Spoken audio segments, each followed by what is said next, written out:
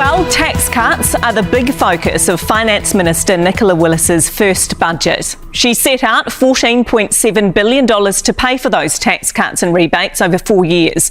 Let's simplify what Kiwis will get. A family of 2 adults and 2 children earning a combined income of just over $120,000 will get around $50 extra per week.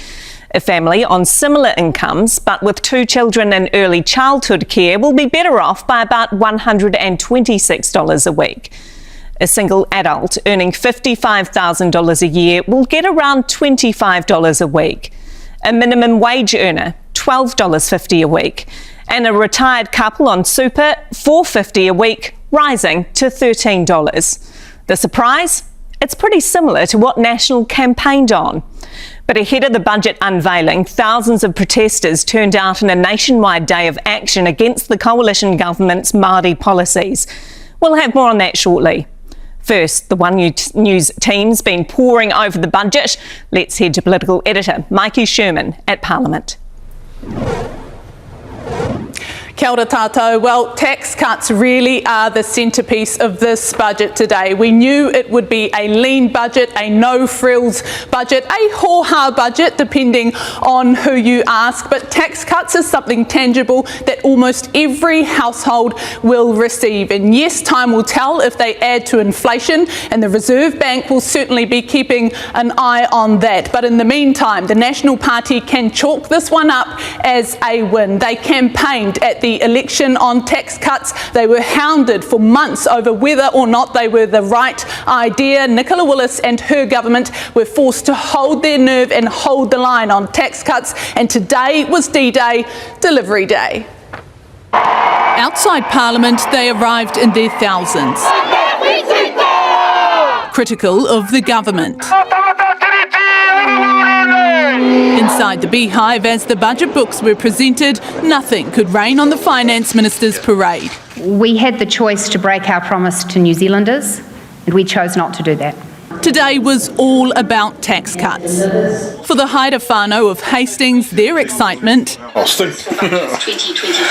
only $80 a fortnight. quickly dissipated. So $40 a week. Yeah. We might be able to get an extra pack of toilet rolls and maybe a couple of loaves of bread. This pensioners' tax cut, even less. An extra 2 cups of coffee down at the local cafe. Basically, you know, that's how insignificant it really is. How can you be confident your tax cuts will make a meaningful difference? Because I've knocked on the doors of New Zealanders who've told me their struggles.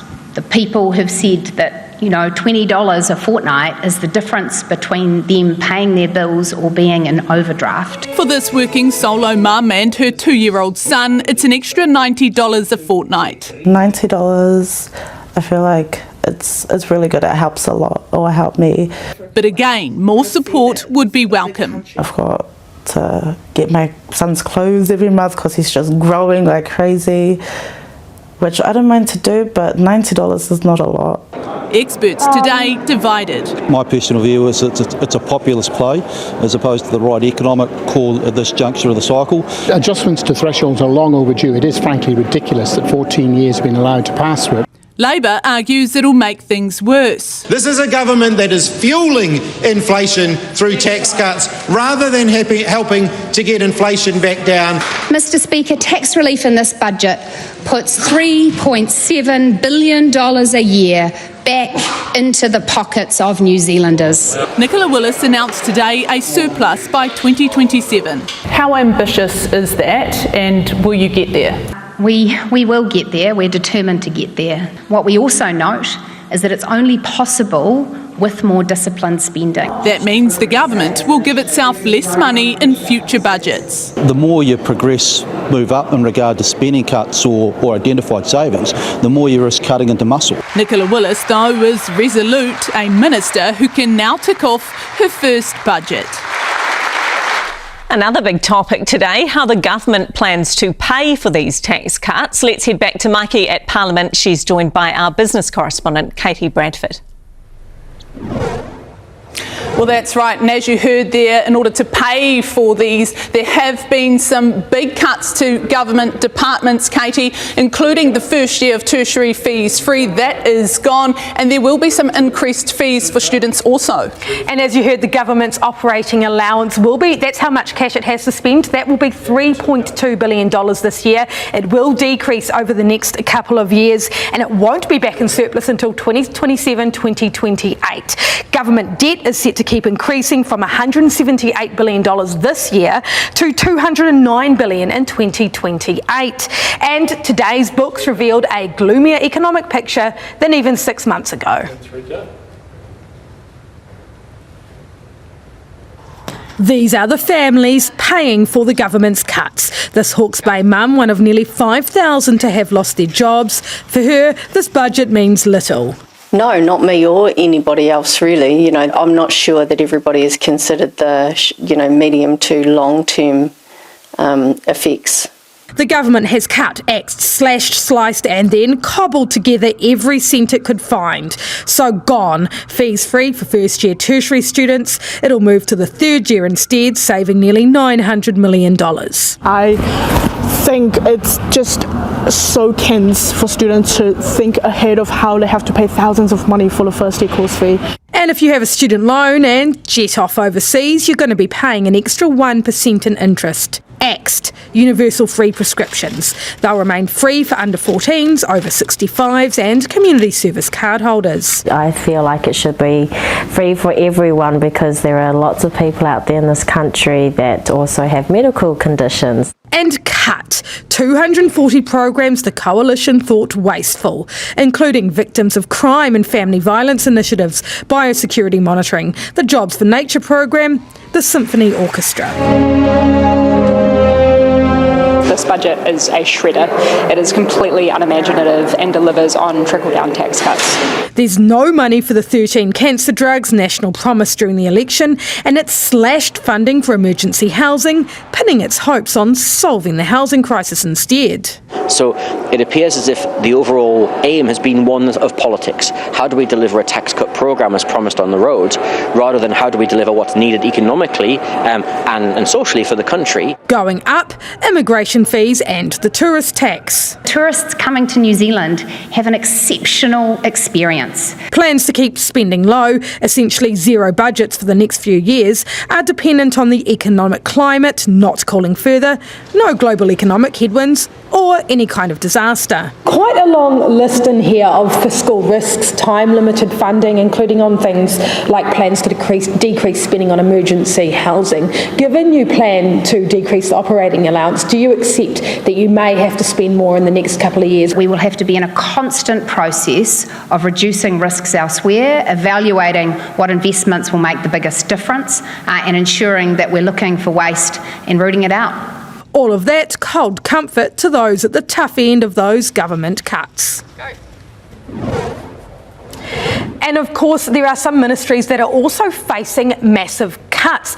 You're talking customs, agriculture, Māori and Pacific people. They are getting absolutely no new funding in this budget. Department of Conservation getting just $1 million. All up, those cuts equal $1.5 billion. And if you think the cuts end there, think again. Nicola Willis is going to come in here with her red pen every year and slash and burn again and again and again. And there are some big economic risks with that, Katie? Yeah, and Treasury laid that out today, the gloomy economic picture, some of those fiscal risks I talked about in my track there. Some specific things, if we had another pandemic again, a massive disaster, that would be a problem, but also some very specific programs and projects. If we saw infrastructure cost blowouts, that population growth, that could add to the pain as well. There is no doubt things are going to get worse, it's going to get harder. They're going to hope that those economic risks don't happen so that they can make those spending cuts and those operational allowances was less than they hoped for. That's the big economic picture. And look, the reality of this budget is that it will hurt. And for those opposition parties, this budget cuts right to the core of their values. We're talking about the environment, Māori, Pacifica. It's not just about the budgets being slashed for these ministries, it's about the services that they represent and the people who rely on them and who need to use them. So expect the opposition parties to pore over this large budget document over the coming weeks to pick it apart, and they will surely come up with some more criticism in the coming weeks. Yeah, no doubt the opposition parties will be busy, but how are the coalition, how's the government feeling today? I think from a government perspective, it could be argued that they largely had no other choice. We have all seen the economic outlook. It is grim, it is getting worse day by day, and so look, the coalition, they campaigned on reining in government spending, on tightening that belt inch by inch. That is certainly what they've done today. Nicola Willis and Christopher Luxon, they promised heading into this budget that they would make some bold calls, and we've certainly seen that. Kia ora kōrua, we'll see you both again soon. As thousands of jobs go in the public sector, Nicola Willis's big promise is that the money's going to the front line, meaning more health workers in hospitals, more teachers in schools. So will this budget make a difference? Senior political reporter Benedict Collins spoke to some of those at the coalface.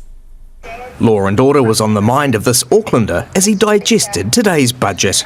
I do appreciate the government's efforts doing a lot of things to curb the crime. It's a far cry from when he was attacked at this gas station earlier this year. Yeah, it was very horrific. I never expected that I'm going to be a victim. To fight back, the government wants 500 more cops on the beat. New vehicles are coming for police dog units and the Armed Offenders Squad, and new police boats too. But Mr Majid doesn't think all this will stop youth offenders. If they don't have the fear of the consequence of the car crime, they won't stop doing it. Health is another priority. It's getting $17 billion over 3 budgets. What we want to see is the things New Zealanders want to see. Shorter waiting times in the emergency room, shorter waiting times for specialist assessment. This barely keeps the lights on in the health system, and we actually know more investment is needed. Those on the front line say the key is getting the money to where it will make the most difference. What it should look like is many more general practitioners. We are 500 general practitioners short as we stand. The government's plan is to train 25 extra doctors a year. There's a decimal point missing there, really, to be honest with you. 250 would be a good start. 25, that's astonishingly low. Education got a hit of funding too, almost $3 billion over the next 4 years. About half of that's going on new classrooms. Oh, absolutely. It is definitely needed. There's money for new teachers too, but this principal says there's something missing.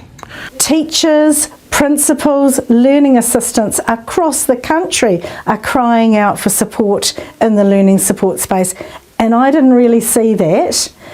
What I did see was I saw some funding, $153 million going to charter schools. And I think that's almost an experiment that we're prepared to try in this country. This government's first budget, getting mixed feedback. Benedict's with us now. Kia ora, Benedict. The government's hoping some of the funding for the police might solve a headache they've got. Can you tell us about that? Well, it is indeed. The government and the police have been locked in a pretty tense pay dispute. Police officers described the government's most recent offer as a kick in the guts, farcical and an absolute joke. And that's not a great position for a government to be in when it's trying to hire 500 more police officers to keep its promise to the public. So in today's budget, there was $240 million allocated to help boost police pay. And the Finance Minister, Nicola Willis, she said she hopes that this starts to put things right with the police. Now, the Police Association told me today that they welcome this extra money, and you get the feeling they probably think it's about time. Tēnei te mihi atu. Thanks very much, Benedict. More than $1 billion is promised to help rebuild communities affected by Cyclone Gabrielle and the Auckland anniversary weekend floods. Most of that goes to NZTA to rebuild roads and local councils to continue recovery work, including helping households still displaced. $10 million will be spent on a new National Emergency Management Facility in Wellington, which recent reviews declared not fit for purpose. And organisations who helped out during the storm, such as Surf Lifesaving and the Coast Guard, get just over $20 million to replace damaged equipment. An additional $1.1 billion will go to services funded by fyp, the Ministry for Disabled People, for the next 5 years. The ministry came under fire earlier this year after cutting funding to services due to a shortfall. The new spending includes a pre-budget commitment to see the ministry through to the end of the next financial year. Ngāta scenes never before seen on Budget Day. Peaceful protests held right across the country. The Māori Party calling for mass action, fighting against the coalition government's Māori policies. Crowds descending on Parliament as part of the nationwide hikoi. Here's Yvonne Tahana. Hours before the budget lockup even began, Kiwis right across the country were gathering. Very cool and exciting, like I'm getting shivers down my back. Determined to make every moment count, at 7:20 those on Auckland's North Shore kicked off the hikoi with a kākoi. We want to see the treaty honoured. All making their way here to Aotea Square, a chance for some to raise what they see as the government's red flags. They talk to us about we all carry on like we're privileged. You know, is it a privilege to live in deprived areas and crap housing, crap education, and with a crap justice system? Is that privilege? The scrapping of Te Aka Whai Ora, the repeal of Section 7AA, the status of Te Reo Māori, and the mooted repeal of various treaty clauses across government, drawing tens of thousands of Māori out to events like these across the country. It all happened as the government was locked up in its budget announcement in Wellington. Except for new Te Matatini spending at $49 million over 3 years, there is almost no new targeted funding for Māori. So we have a budget that is absolutely adverse to any Māori transformational solution. Well, there's actually no funding cuts for any race of people. This is a budget that delivers for Māori, it delivers for all New Zealanders. There is a multiple list of budget cuts here directly affecting Māori. I reject that assertion. Budget days, what do you make of them normally? Gee, that's every day for us. We've got a budget day. Yeah, definitely, and we've always sort of gone off on an oily rag, but we make magic happen. From Napier to Dunedin to Hamilton and Tauranga, the message was the same. A sense that while Budget Day is about dollars and cents, many disagree with where that's going. Yvonne Tahana, One News. Opposition parties have also come out swinging, with Labour calling it a budget of broken promises. Here's some more political reaction.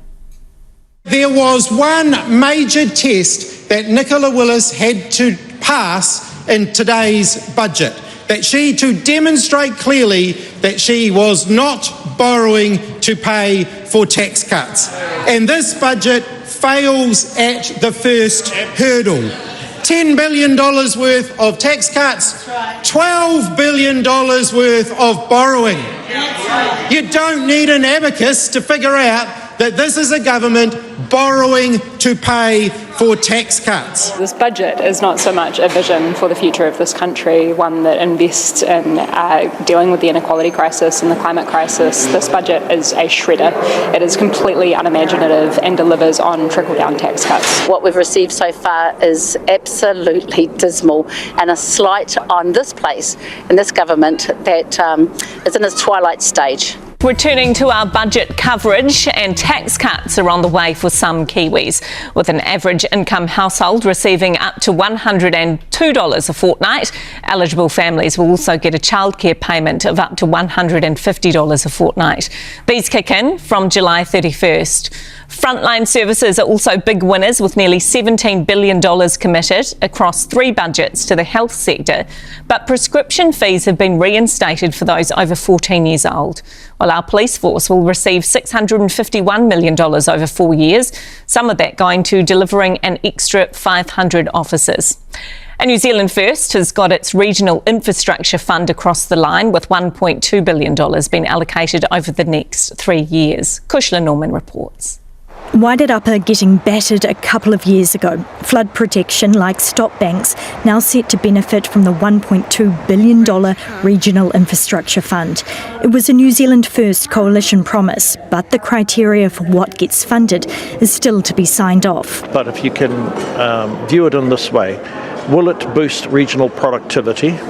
Will it actually unleash through private-public ventures, which it will be entitled to proceed with, and how will it practically deal with climate adaptation? More than 40 stop banks and walls across the country are in line for funding. Initially, $200 million will be spent on flood-related infrastructure. The Greater Wellington Regional Council has about a dozen projects in the pipeline. The work in southern Hawke's Bay in relation to stop bank work is estimated to have saved billions of dollars in compensation. But some say while stop banks are important, they're a knee-jerk solution to a warming world. What we need now is for this government and all political parties to have a much more comprehensive and engaged approach to how we're going to protect New Zealanders into the future. Because it's not just the flooding that's the problem, it's the fires, it's our security in homes. New Zealanders that bug me in regional New Zealand, they don't want to wait for another meeting about climate change in Geneva. They want the bridge, they want the stop bank fixed up ASAP. Infrastructure spend is forecast to hit a record this year. The government is adding another $7.5 billion to the pot.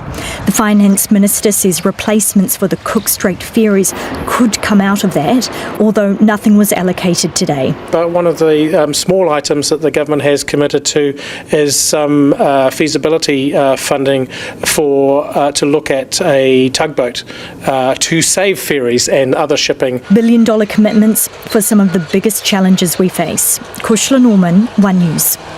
Well, Mikey Sherman and Katie Bradford are back with us now from Parliament. We're interested to know what were your takeaways from Budget 2024. We must remember this is a budget that has been delivered in the toughest economic times since the GFC. It is gloomy out there, and it is hard for a government to come in at a time like this with a new budget and appeal to voters, live up to those promises, etc. It was a very fine line for the government today, right, that they had to walk between an austerity budget and not splashing the cash, between giving people something they want while looking fiscally responsible, which of course is something that National prides itself on. And certainly the government today didn't want this budget to be one of austerity, but looking ahead, it is hard to see that it won't tip that way in future budgets going forward. Of course, the government needs to remember when you make the bold calls today, you have to live with the consequences of those tomorrow. And so the government will be needing to brace for impact of the reality, the cold, hard reality of some of those tough decisions that were made today. Will we see more people homeless? Will we see more people lining up for food parcels? Will we see more people heading overseas to make a decent living? And of course, when the dust settles as well and everyone has a chance to have a look at this, they might go, sure, I'm getting $20 a week in the pocket, great, everyone wants that. But they might also say, hey, I'm a big fan of the Symphony Orchestra. I like the Jobs for Nature program. I'd prefer money was going into family violence. Whatever their pet project, the thing that really matters to them, seeing that cut, that could hurt them, that could hurt the government. That's the sort of choices people have to make. We are in a cost of living crisis, a housing crisis, an infrastructure crisis. There are so many problems the country faces, and those are, I guess, the tough choices the government has to make, just like everyone else has to make with their budget. And this is why the biggest challenge for the government moving forward over the next 3 years is taking the public with them. They will need to remind the public and voters exactly why these tough times are needed, why we are needing to tighten our belts in the way that we are as a nation, and they'll need to convince them that this is the right path, because soon enough people may soon forget all about that tax cut and they will feel the cold, hard reality of these decisions today. Of course, that's it for Budget 2024 from Parliament. Katie, thank you very much for joining us today, and we'll send it back to you, Melissa, for the government. It's been a big day. Emma here, Anna Kia Kōrua. Our thanks to Mikey and Katie for all your analysis tonight, and to the whole team at Parliament.